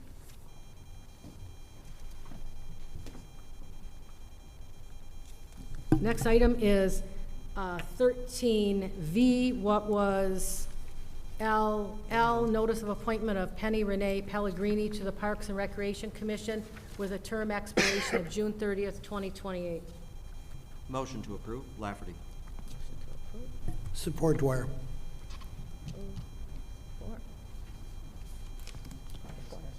Any discussion? All in favor? Aye. Aye. Any opposed? No. Next item. Next item is audience participation. I'm sorry, 1 second. Do we have any?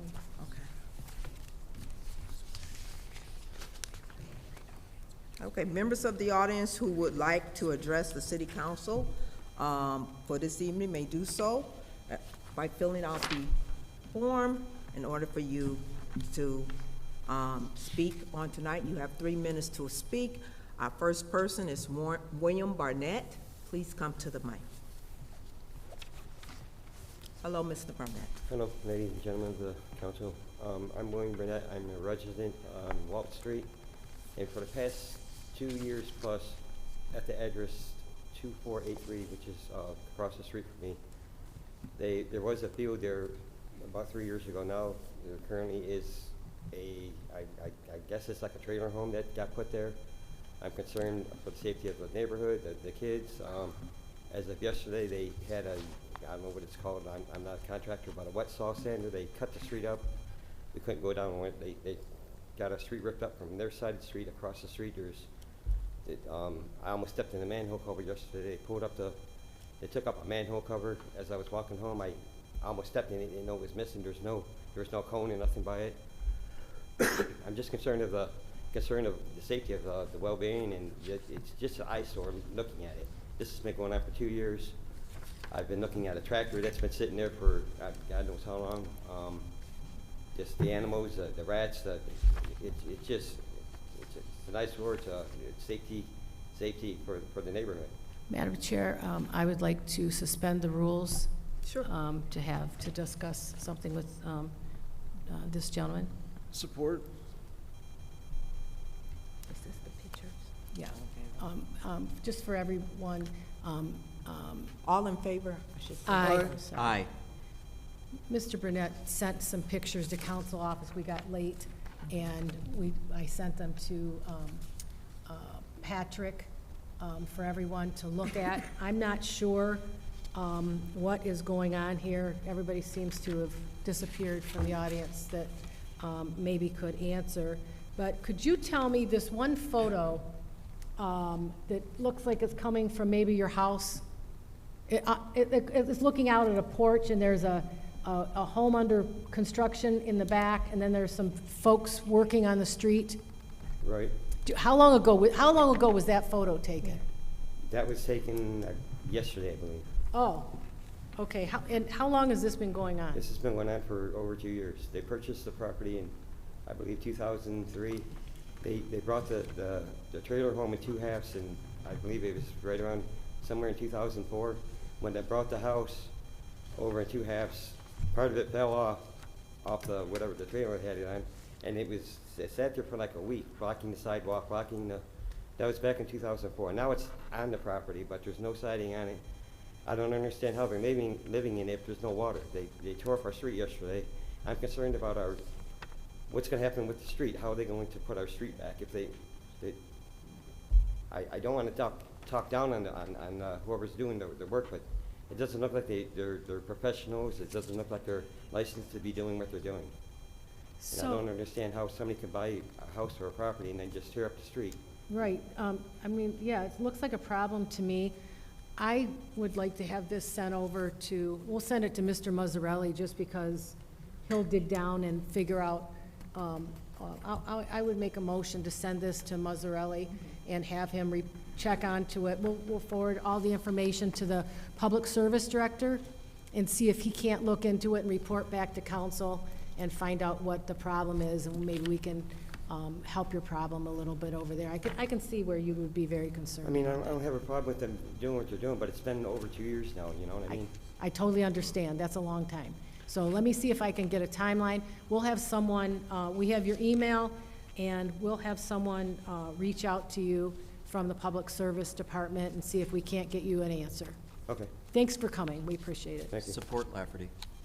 Yeah, make a motion to send this over to Mr. Mazzarelli. All in favor to support? Aye. Aye. Okay. Any opposed? Okay. Our next person is Joe Vanderlinum. No? Okay. Anyone else? Ms. Lori Harris?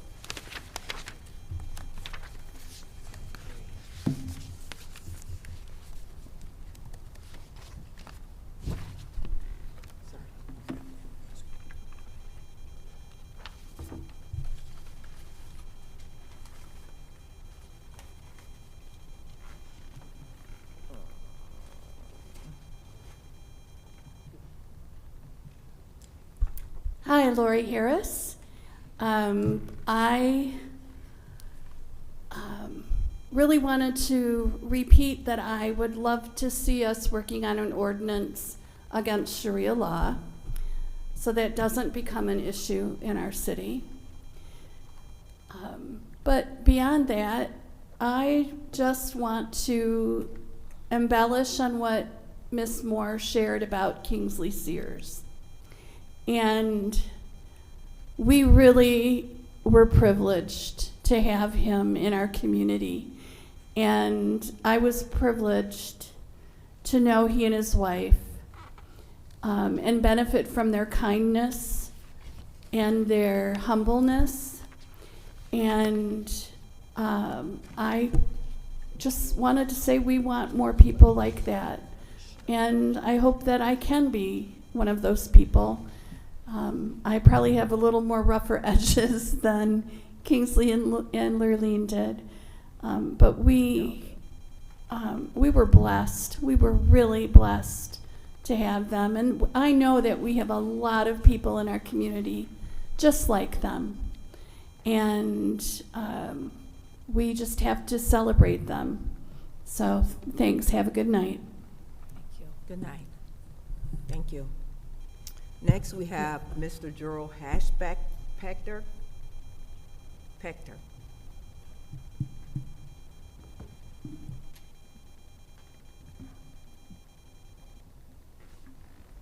Good evening. I did not attend the October 28th City Council meeting about the RFP for a climate plan because I just figured it's going to pass. Well, maybe some other people thought it was going to pass too because its presentation didn't seem to be prepared for it. So I did go back and take a look at the video, and I made some notes on what was said by the council. And actually, what was said by the council seemed to me to indicate a lack of understanding of what climate change really is and why we need to address it. So I'm going to start with talking about two goals that appeared in the 1980s, and one was to keep the parts per million of carbon dioxide at 350, and the other was to keep the temperature increased to 2.7 degrees. So if we talk about the 2.7 degrees, how are we doing? Well, you know, you can check that on your own phone. And if you go to an app called Weather, it's just a cloud and a sun, and you scroll down, you'll find out that we are 11 degrees above the average since 1970. Another way to check that is to take a picture of the 10-day forecast. And I took that picture on December 31st. And on that picture, everything day and night was supposed to be under 32 degrees, basically freezing. So of the last 5 days up to January 9th, the actual temperature for January 5th was 39, January 6th, 38, January 7th, 42, January 8th, 51, and January 9th, 58 degrees, which is 30 degrees above average.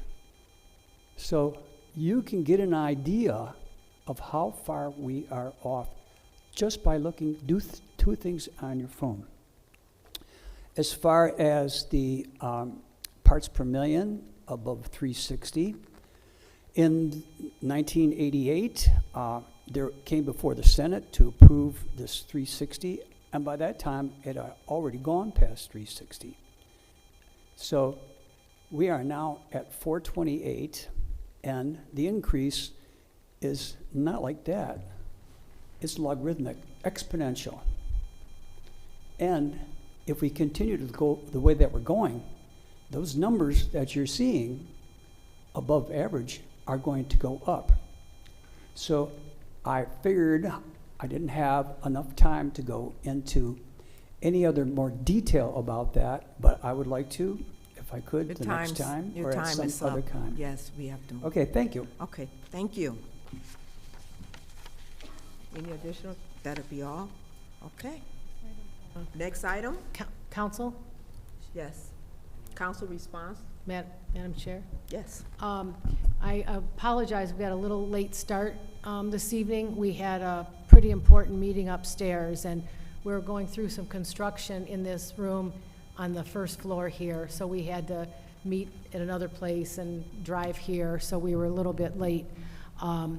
And we were dealing with some important things, but I appreciate everybody's patience. We've been having an issue where the mayor did not turn over documents and deal with some things. And so we have been having some problems with the agenda because the mayor has not been forthcoming in giving us information. So we had a lot of add-ons today because in an effort, the department heads have contacted council office and asked them to bypass the mayor and to please get their items on because they want to still do their work and not be stopped by the mayor's stubbornness. So we did that, so we had a lot of things to add to the agenda tonight. We did 1 week where we tabled some things, hoping that would get the mayor's attention, but apparently she cares more about being stubborn, getting her own way, than doing what's right for the city. So it's been very, very difficult the last few weeks. The department heads are having a difficult time trying to operate under such circumstances. I think all of them have really felt very uncomfortable, the position the mayor has put them through. We did get a communication. The mayor was subpoenaed last week, I believe it was, and we did get a response today, and we have not had time to really delve into what is said a cursory look. It doesn't seem to cover certainly what I was interested in, but we'll be doing further analysis in the next couple of days or week perhaps. I just wanted to explain, we got a little late start today, and we were dealing with a very important issue early on, so we may have seemed a little discombobulated, but we were just trying to get our legs here. So, thank you. Madam Chair, Yes. I just wanted to thank Mr. Hespecker for coming in and helping to give us an idea as to why a climate action plan could be very important for the city. My understanding is that the city of Warren is way behind a city like Sterling Heights, and many of the objections were around, oh, that one only cost so much money, and they had already done a couple plans on that line before they actually got their climate action plan written. Anyway, I think it would be extremely negligent of us not to do one that catches us up. The exponential part of the greenhouse gases going up also means that eventually the temperatures will follow that kind of curve also. They already have started doing that and fairly dramatically. And it's a public safety concern. We've got the fire department and the police have to handle emergencies. Well, cities like, two cities on the California coast had pretty much burnt down off of climate change. One in North Carolina had an atmospheric river from a hurricane in the Gulf that landed there and pretty much wiped out the city. These things are going to become more and more common. If it's Warren, we're going to have a very hard time recovering at the rate things stand. It's not a situation normal. Public safety is very important to our council, and I hope that they'll take this matter seriously in the future, and hopefully we'll have a committee of the whole about it. Thank you. Thank you. Anyone else? Okay, next item. Motion to adjourn? Support Dwyer. Support. All in favor? Aye. Have a good night, everyone. Motion to adjourn.